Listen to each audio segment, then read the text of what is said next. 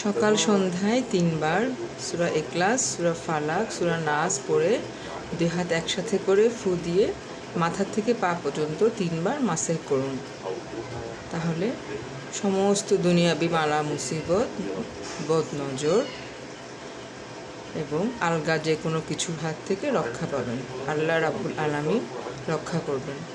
এবং সকালে 3 বার বিসমিল্লাহিল্লাজি লা ইয়াদুররু মা ইসমিহি শাইউন ফিল আরদি ওয়ালা ফিস সামাই ওয়া হুয়াস সামিউল আলিম 3 বার এবং সন্ধ্যায় 3 বার পড়ুন।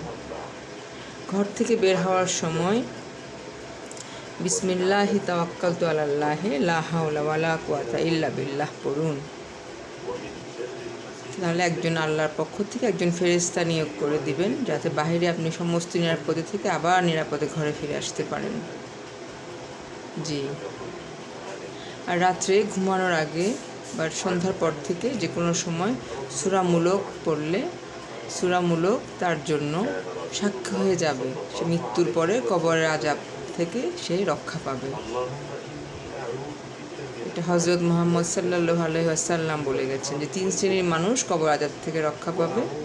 এক হলো যারা প্রতি রাতে সূরা মুলক পাঠ করে, দ্বিতীয়ত শহীদ যারা হয়, এবং যারা বৃহস্পতিবার দিবাগত রাতে অর্থাৎ শুক্রবার দিন মৃত্যুবরণ করেন। এই 3 শ্রেণীর মানুষের কবর আযাব মাফ।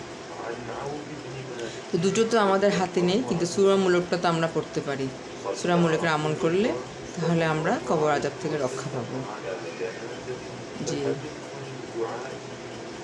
সবসময় শোয়ার সময় আয়াতুল কুরসি পড়ে শোন। একজন ফেরেশতা আল্লাহর তরফ থেকে আপনাকে সারা রাত আপনাকে পাহারা দেবে।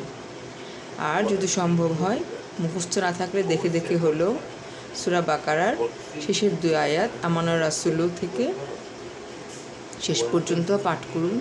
তাহলে সারা রাত জেগে নফল ইবাদত বন্দেগী করার সওয়াব আপনার নসিবে হবে। আসসালামু আলাইকুম ওয়া রাহমাতুল্লাহ। আজ এই পর্যন্তই। আগামীতে আরও নতুন কিছু দোয়া দরুদ নিয়ে আপনাদের সামনে উপস্থিত হব। সকলে ভালো থাকবেন, দোয়া করবেন। আর যদি দোয়াগুলো আপনাদের মনে হয় যে আপনাদের কাজে লাগছে, ভালো লাগছে, আমার চ্যানেলটি সাবস্ক্রাইব করবেন, শেয়ার করে দেবেন, যেন সবাই এগুলো সম্বন্ধে জানতে পারে। আল্লাহ হাফেজ, সবাই ভালো থাকবেন।